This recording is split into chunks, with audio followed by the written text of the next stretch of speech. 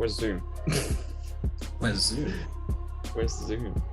So I'm Jerry. In the past few years, I've been working across graphic design, photography, and took a break from architecture for a little while, but I studied at CSM, graduated there, and I'm in the process of continuing through the architectural journey. I was born in Colombia, I grew up in Spain, and I've been living in the UK since I was 11, a little while. This is my portfolio from third year, based in the location of Soho, which it's experienced just so much change in the past 200 years. You've had the aristocracy living there, people that have been alienated from society. It was like the era for anything from the arts to prostitution to craftsmanship and so on. So there's a lot that's been going on there.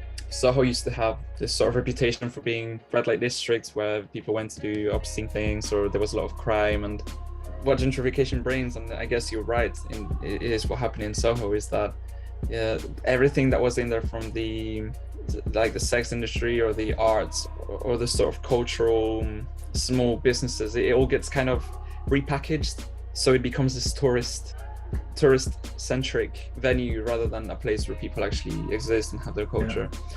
Yeah. I just find it really interesting how Soho was sort of repackaged, or what do you expect? It's central London, right?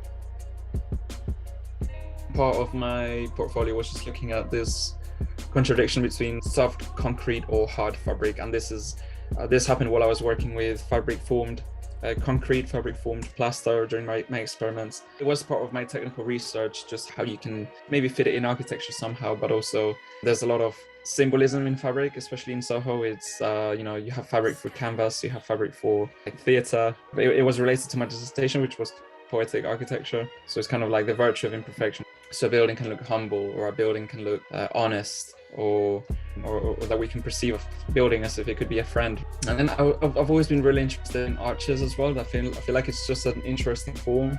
It carries all these different feelings that can be either really sort of tense or sinister, to something that's really poetic and harmonic or grandiose and monumental. And it's just the same form applied differently, but you get such different feelings from it. It took me a little while to realize, well, maybe you don't have to dictate where everything happens. You can just sort of suggest that this is where something might happen. Focus on the concept for now, and how the experience through the entire proposal, which is this pink arched place with occasional blobs, how the experience of exploring the space might be. I think that was the primordial thing for me. And then after that, I was happy with that. I was like, okay, and here you might have some residential space, here you might have some small independent spaces, and here you might have a larger retail store.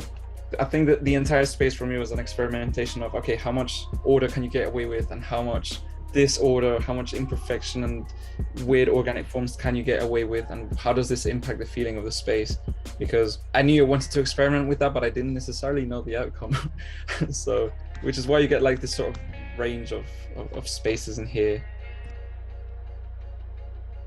I did most of the really technical copy-paste processes, like the arches. I did that in Rhino, just because I like the precision that Rhino has, of course. Once I had that, I brought it into Cinema 4D, made the sort of more blob-like walls and so on. There was a render quality to it that I quite liked, and I was really familiar with the software. There's a lot of cloning, like non-destructive, non-permanent cloning and array tools.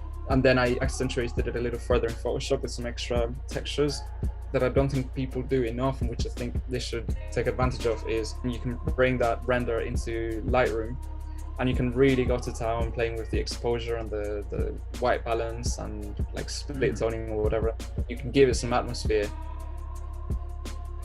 I've got two big pet peeves in architecture renders. My first one is when I can see in habitation where it's the first page of Google when you tap people. It's the woman and the little girl walking. You can see that back. Yeah, the one, and she's kind of jumping.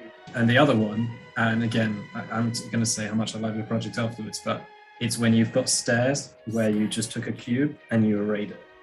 And I think it's because I got PTSD this year from having to do stairs. How many stairs did you do? Genuinely, probably in the hundreds of iterations. Well, stage 3 level, probably 4 or 5. Oof. Is the architecture dream still on? Do you still want to be an The architect? architecture, studying architecture, I never really thought like I want to be an architect. Architect is what I want to be. It was kind of, it aligns with the stuff I like to make, with the stuff I like to study. Let's follow this path and see where it takes me. So, I finished the BA and I was a little bit saturated, so I needed to like do other things from all these different angles. And I think architecture is just this other way for me to look at these things. It's like another lens, which also in itself opens so many doors.